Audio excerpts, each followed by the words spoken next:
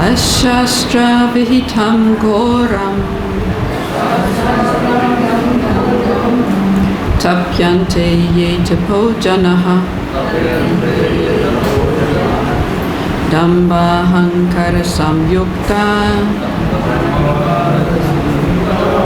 kama raga balanvitaha karishayanta sarirastham bhuta grama machetasaha mam chaivanta sarirastham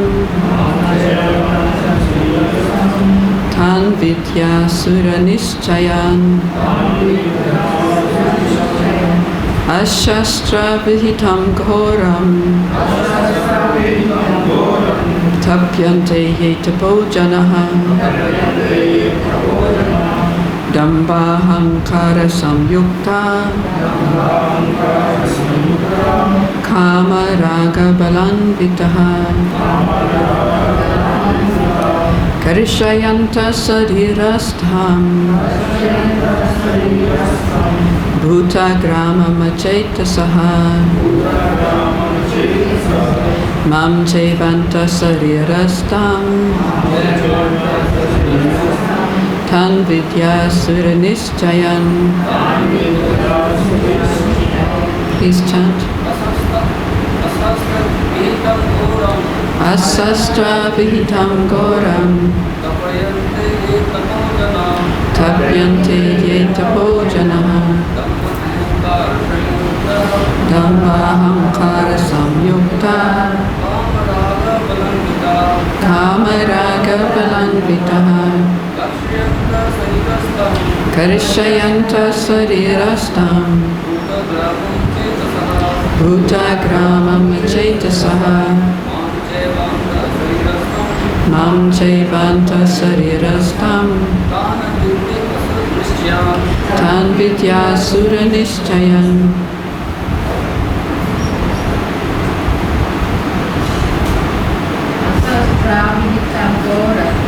Ashastra vihitam ghoram tapyante ye tapo janaha damba hankara samyukta kama raga balanvitaha karishayanta sarirastham bhuta grama machetasaha karishayanta sarirastham tan vidya suranischayan. Anyone else? Ashastra vihitam ghoram tapyante ye tapo janaha damba hankara samyukta kama raga balanvitaha karishayanta sarirastham bhuta grama machetasaha mam chaivanta sarirastham tan vidya suranischayan.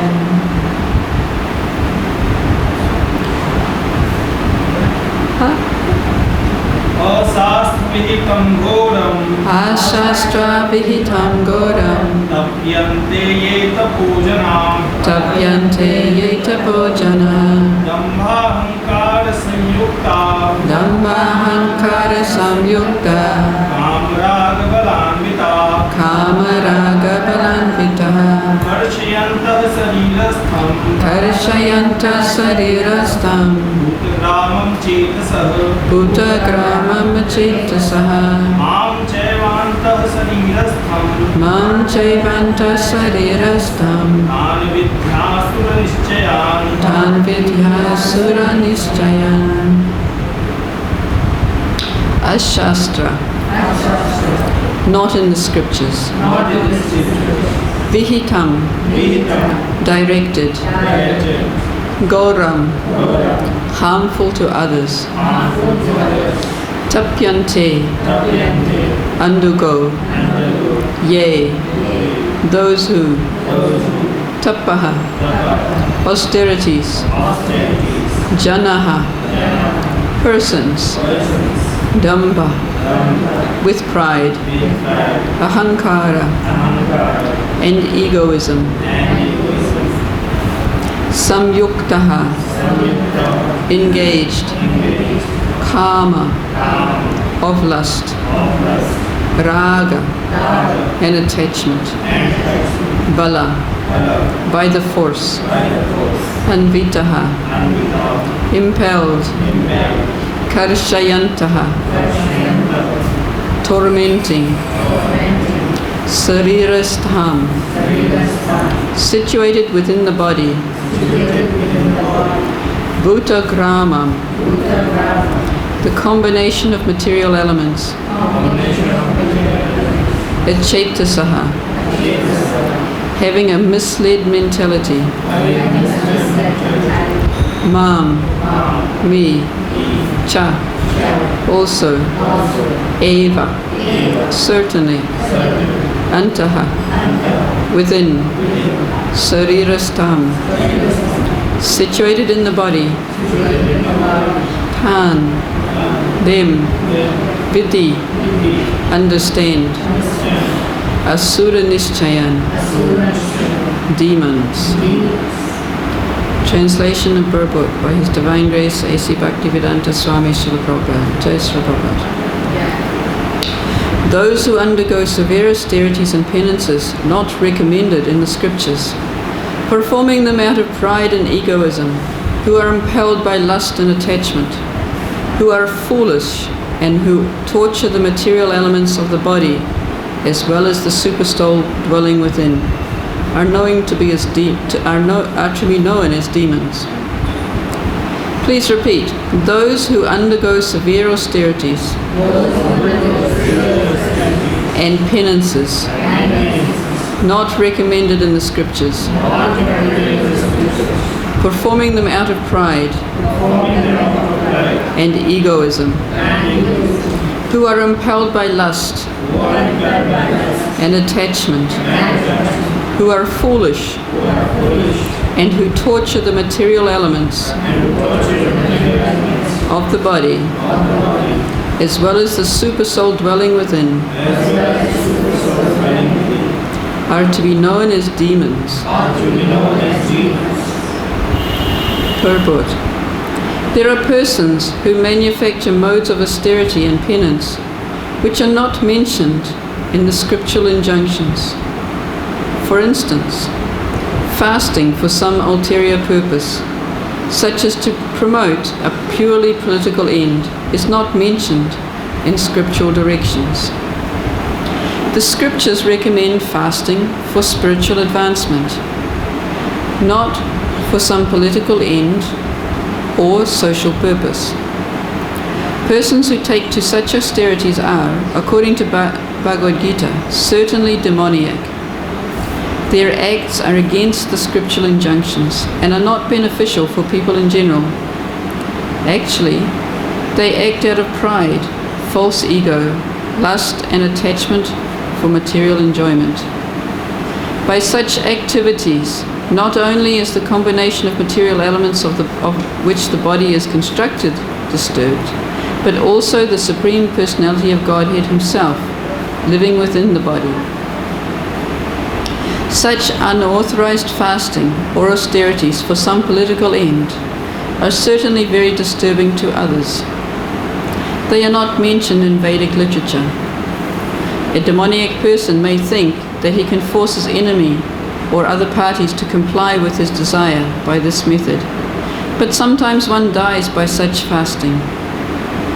These acts are not approved by the Supreme Personality of Godhead, and he says that those who engage in them are demons.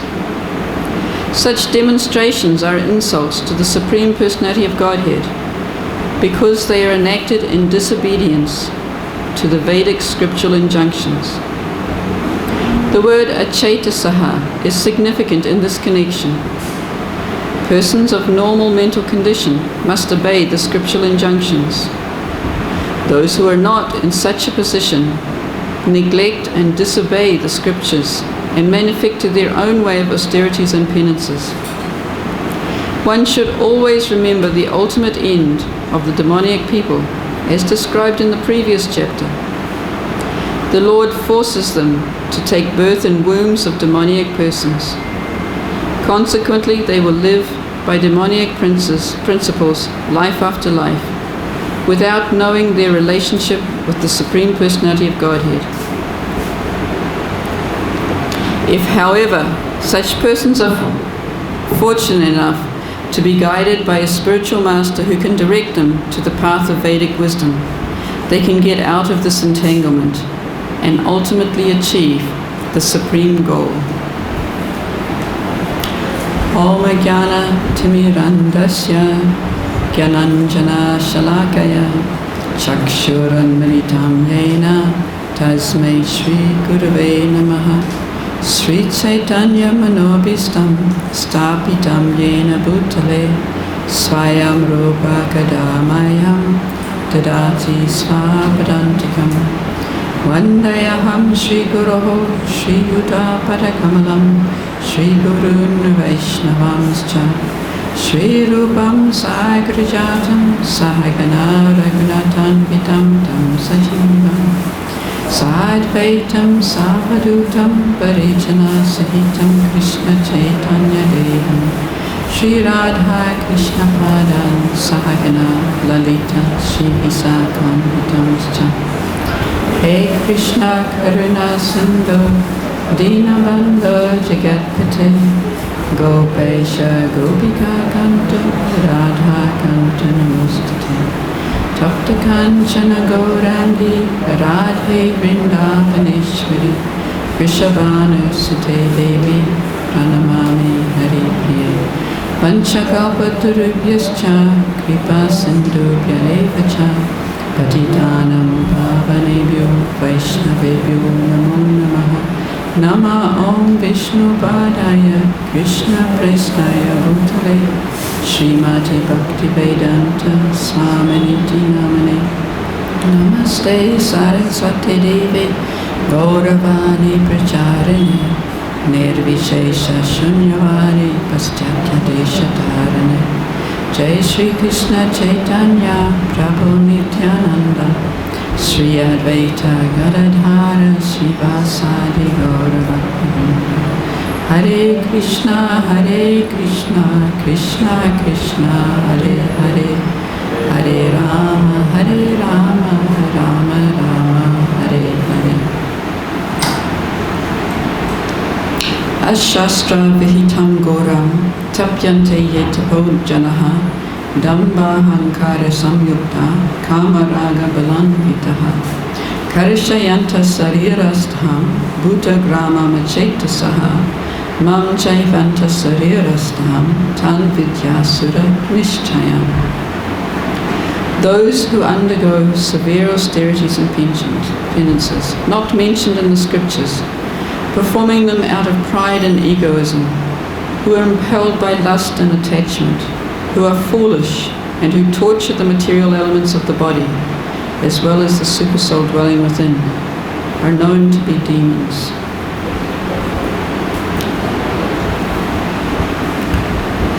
So we've had these types of austerities and penances discussed in the last few days in the classes. The devotee, I get the names mixed up, Vrikasura, who wanted to do a severe penance in order to get Lord Shiva's attention. And he was so determined to get Lord Shiva's attention, and he didn't get it. He was going to cut his own head off. And then Lord Shiva came along and said, look, that's not what I want. You can just offer me a little bit of water and I'm satisfied. So he completely manufactured his own process. And as we've heard also some of the speakers telling us, that this is actually very widely practiced now. The distinction we were hearing in yesterday's class, I think, the distinction between where Krishna says that those who are in the mode of goodness worship the demons, worship the demigods, and yet so many people worship the demigods, but they are not in the mode of goodness. So the distinction is those in the mode of goodness worship the demigods according to scriptural injunctions. But actually, here and everywhere else,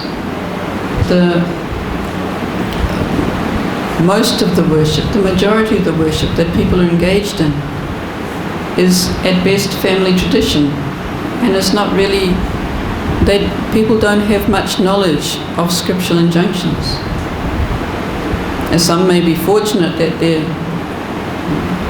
family traditions align with what the scriptures say, but most people have no idea what the scripture says.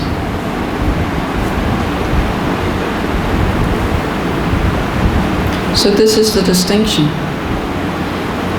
If one follows the scriptural injunctions, worshipping the demigods, one's in the mode of goodness. But if one invents his own process of austerity, no matter who one supposes to be worshipped, they're not actually worshipping. In the Bhagavatam, in the story of Jat Bharat, where the followers of Kali, the Kali worshippers, they took Jat Bharat and they were going to sacrifice him to Kali as a human sacrifice. So this is somewhere described. But Srila Prabhupada in his purport explains that actually Kali doesn't accept these offerings. These offerings only go to her horrible followers. She herself, she's a great devotee. She wants to see somebody who's sincerely interested in worshipping Krishna.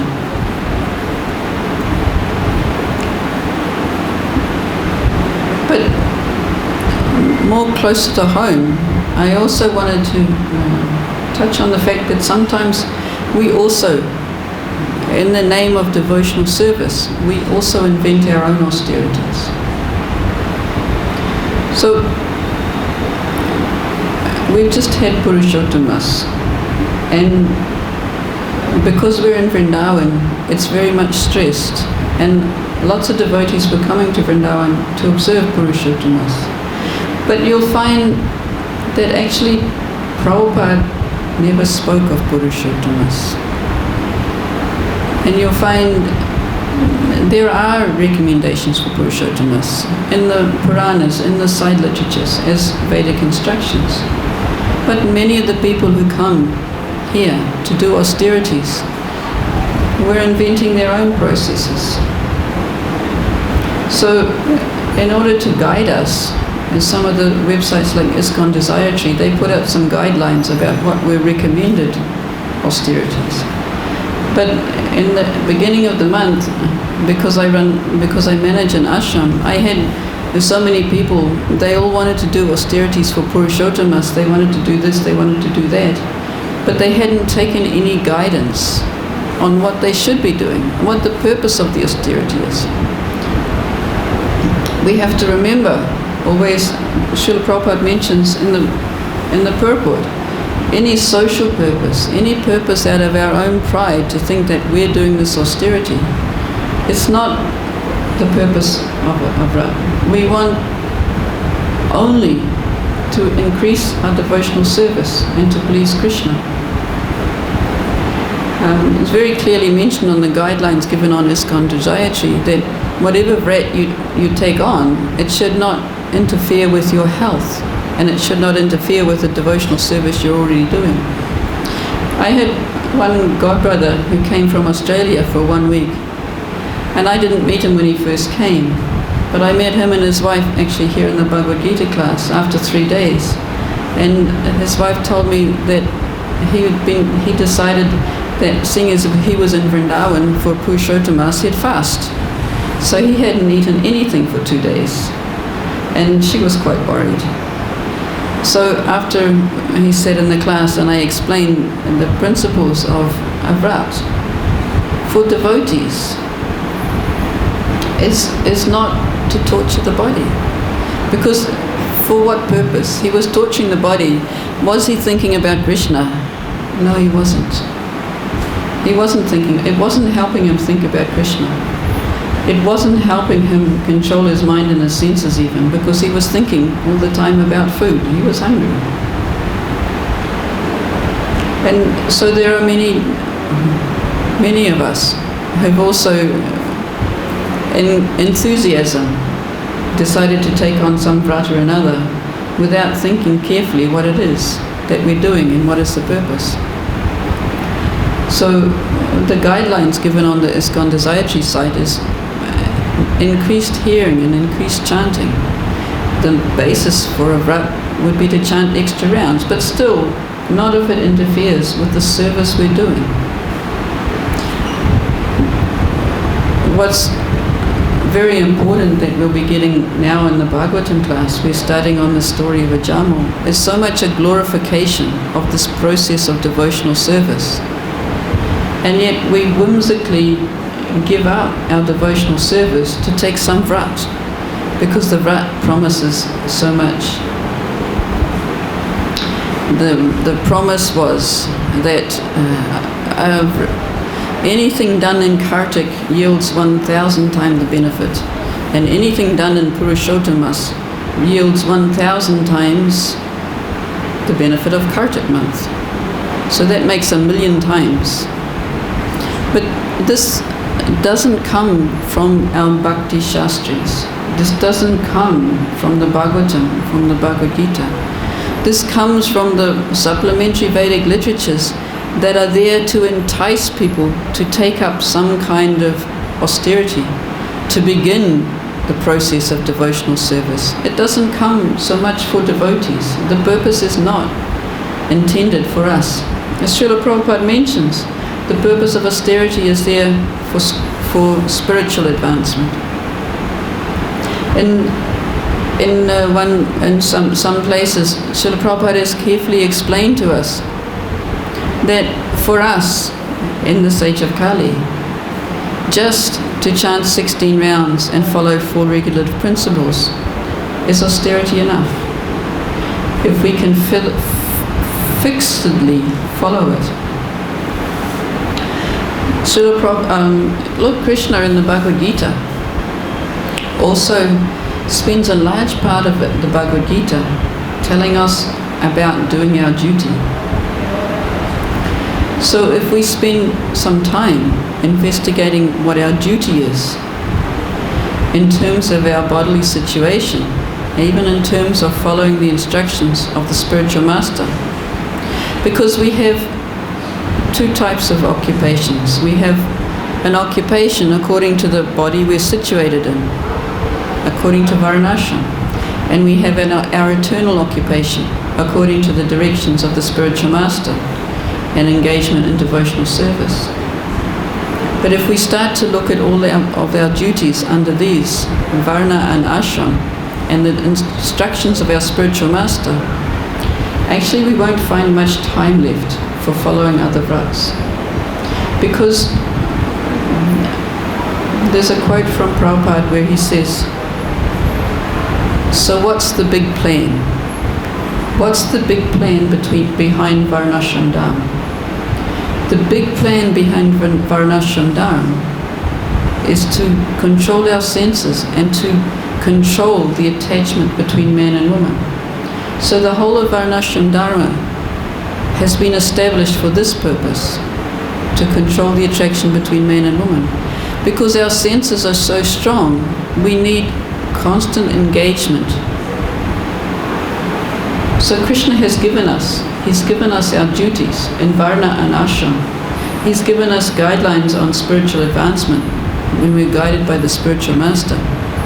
And actually they keep us fully engaged. So this type of vrat, where we make up our own mind that I'm going to engage in one type of vrat or another type of vrat, is very often our mind thinking, oh, this will be good. Or our mind is saying, wow, 1,000,000 times benefit. If we're looking for 1,000,000 times benefit, it's not for Krishna's pleasure, is it? It's looking for our pleasure. So,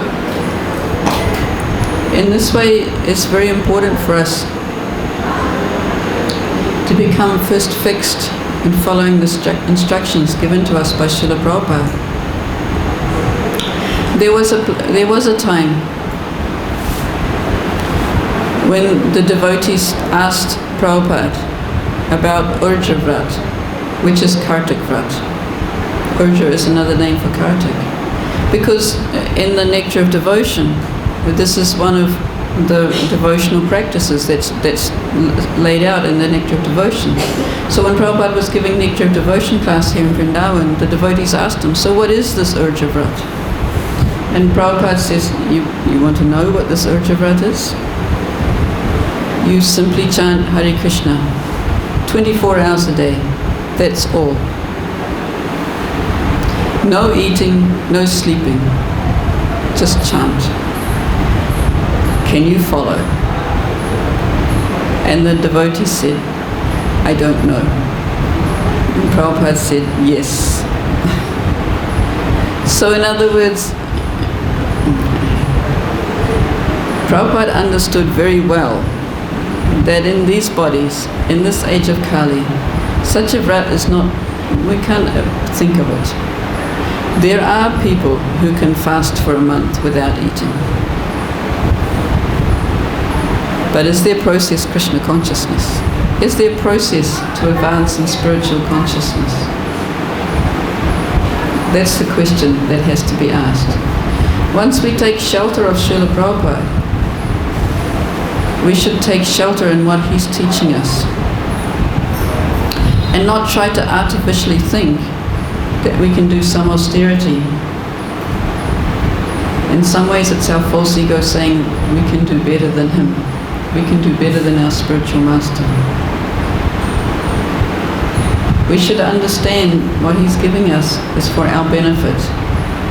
That if he says all you need to do is chant 16 rounds and follow 4 regulative principles, and I take you back to Godhead, then we should do that. And not try and invent our own vrats and our own austerities and think that we can improve on what Prabhupada has given us. Of course, Prabhupada's process involves more than simply chanting 16 rounds. He gave us a full program to engage our senses fully in Krishna consciousness, 24 hours a day. We don't need to invent anything else. He gave us full engagement by which we can serve him and serve the Guru Parampara, which will gain the blessings of Guru and Krishna. So one of my god sisters moved out of the ashram to perform her own vrat somewhere outside.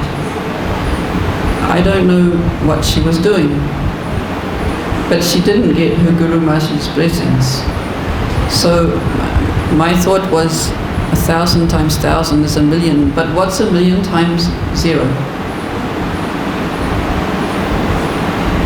You can go and do your own vrat, but if you haven't bothered to seek the blessings of the devotees and the spiritual master, what's 1,000,000 times 0? So in that way we have to become very thoughtful about following the instructions of Prabhupada and the instructions of Guru and taking full advantage of the association of devotees and not whimsically doing things just because we think it's a good idea. Surrender to Guru means that not just we wait for him to give an instruction and otherwise we can do what we like.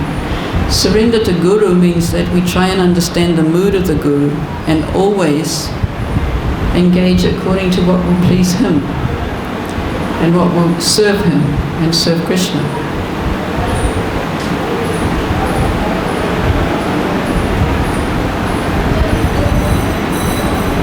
So Srila Prabhupada in the purport, I think we've covered most of it, but he picks up on the word achetasaha. Persons of normal mental condition must obey the scriptural injunctions. So this is what we're talking about. If somebody's normally situated, one must follow authority, and one must follow the correct authority, and not act whimsically. Then he says, those who are not in such a position neglect and disobey the scriptures and manufacture their own way of austerities and penances. So Srila Prabhupada is cautioning us that we shouldn't invent our own ways. The austerities should always be for Krishna's pleasure, for Guru's pleasure, and under their guidance of Guru. And Prabhupada reinforces it. One should always remember the ultimate end of demoniac people, as described in the previous chapter. The Lord forces them to take birth in the wombs of demoniac persons. Consequently, they will live by demoniac principles life after life, without knowing their relationship with the Supreme Personality of Godhead. If, however, such persons are fortunate enough to be guided by a spiritual master who can direct them to the path of the Vedic wisdom, they can get out of this entanglement and ultimately achieve the supreme goal. So if by chance we gain the mercy of the spiritual master, we should hang on to this mercy and take it seriously and follow his instructions. Try to understand his mood and dedicate our lives to his service. So I want to just ask now if there are any comments or questions in relation to today's class.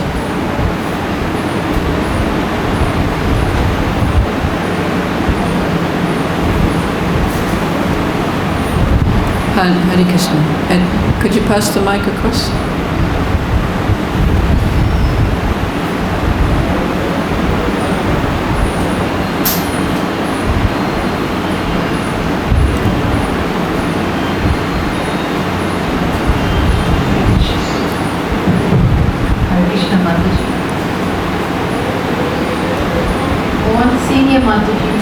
Was doing all these rites during Purushottam. So I just told her like this, no need to do this.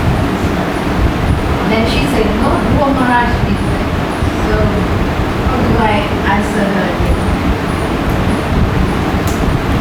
Dhruva Maharaj. Yeah, Dhruva Maharaj engaged in very severe austerities. But his purpose, he had some motive in the beginning, but his purpose was solely to please the Supreme Personality of Godhead. His mother advised him, whatever you want in this world, you best to please the Supreme Personality of Godhead. And on the way he met Narad Muni. So Prabhupada also says here, at the end, if they are fortunate enough to be guided by the spiritual master. So Dhruva Maharaj was fortunate enough to be guided by the spiritual master, Narad Muni. So, the bottom line is the purpose of the vrat to please Krishna. I mean, I'm not saying there are not devotees here who can perform severe austerities and tapasya and do it for the pleasure of Krishna. But for most of us, we will be self-interested. We will be motivated, as Krishna says, motivated by some pride, our achievements, what we think we can do, we think we can control, we think we can do. Our motivation is not for the pleasure of Krishna. Srila Prabhupada, he's giving advice to some of his disciples in the renounced order of life, and he's giving the example of Vishnupriya. He's suggesting to some devotees, you become like Vishnupriya. And he's saying what Vishnupriya did. If for every round she chanted, she put aside 1 grain of rice. And at the end of the day, that many grains of rice she would cook and eat. So Vishnupriya was 100% engaged in thoughts of Chaitanya Mahaprabhu, in thoughts of Krishna. And she put aside 1 grain of rice for every round she chanted. So even if she was like Haridas Thakur, chanted 200 rounds a day, I tell you, 200 grains of cooked rice is only about this much. Now, if you ate this much rice a day, would you be thinking of Krishna? She could. And Prabhupada actually was inviting some of his disciples to take up that mood. He was, of course, time, place and circumstances. For most of us, he knows we can't do it. But there is a letter there where he's writing to one of his female disciples saying, take up this mood of Vishnupriya. Become a chaste widow. Be like this. But not necessarily in detail. We have to follow the principle. But according to our ability, if it's helpful for our devotional service, well, that's the judge. If we are doing it to please Krishna, and if it's helpful for us, for me it's not. I can't do it.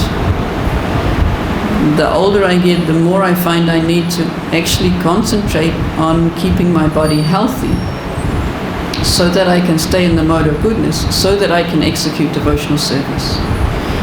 If I try to execute some drudge, then I'll get a migraine. And I can tell you a migraine puts me straight in the mode of ignorance. So there is directions tailored for individuals. Some may be capable. The question, if you're giving advice and they come up with that answer, the question to be asked is, for what is your, think deeply, what is your motivation? Is it for Krishna's pleasure?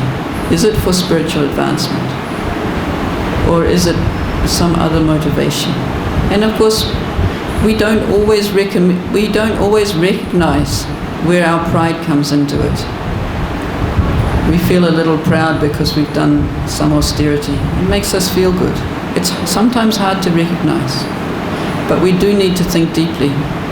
And the general guideline is to take association of the devotees, not whimsically, just find somebody who agrees with us and therefore I've got the association of devotees, but actually taking advice from the senior devotees and taking guidance from them. Because of course, here in Vrindavan, it is a place for austerity. And there are some devotees who came here to execute austerity for spiritual advancement. And it's not for me to choose who they are and who they're not. But if we're not on that level, we should be careful. That's the main point.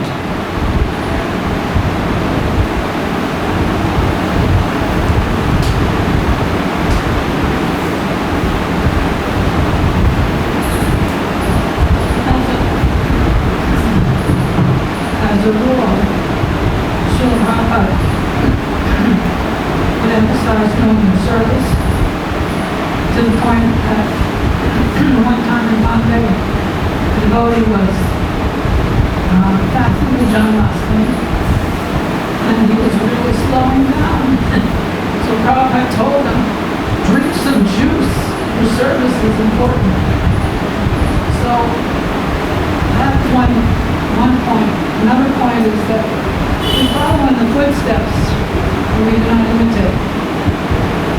Dhruva Maharaj was a Kshatriya. He was in a different age, different yuga, different mantra. There are different conditions. We live a lot longer. So we follow the 6 Goswamis, but we follow in their footsteps.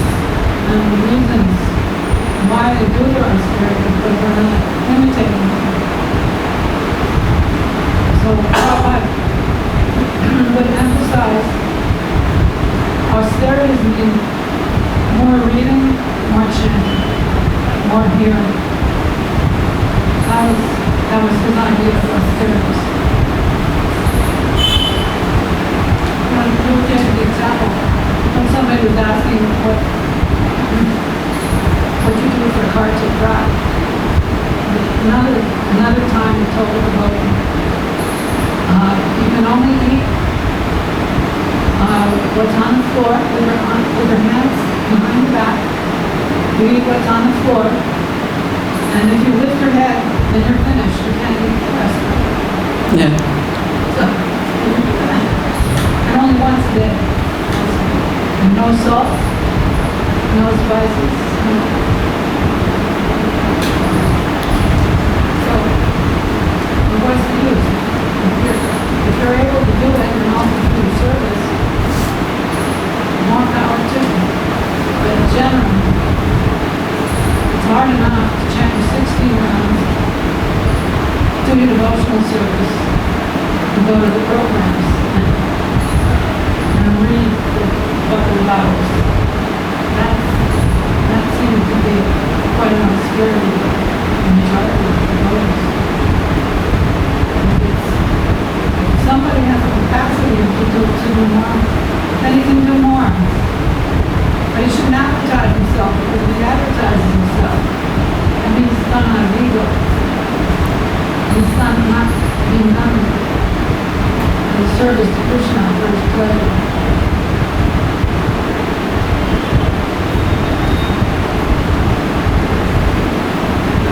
Thank you. Anything else?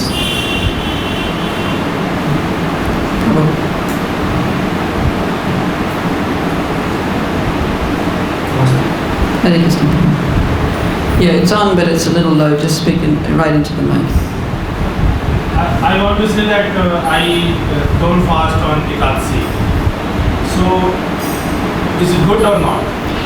Most of us don't fast on Ekadasi from all food.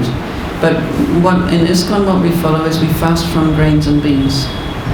And the significance of this is because our body is made of grains. So we're fasting from grains as a reminder to think of Krishna.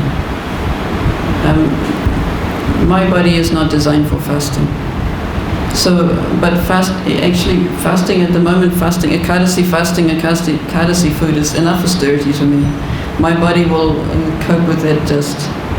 But yeah, we fast from grains and beans to remind us that the body is made of grains and beans, and we want to get beyond the material body. In the Shastras, the story of Ekadasi is there, that for every mouthful of grains you eat on Ekadasi is equivalent to killing 1,000 brahmanas. But when we come to devotional service, our acts of devotional service are sufficient to wipe away more sins than we're able to commit. But nevertheless, Prabhupada recommended this fasting for the appearance days of Krishna, Janmashtami, Gopurnim, like that, and fasting on Ekadasi from grains and beans, not full fasting. And because they're recommended by the Acharya, therefore they're potent for us. They're potent not because of the Shastric injunctions of the sins we will gain by committing them, but because we've taken up following the instructions of the Acharyas, and that by that way we'll get the mercy of the Acharyas. And it's also a simple austerity that will help us remember that we're not the body and we need to get to the spiritual platform. So that's the purposes. Thank you. Any other comments or questions?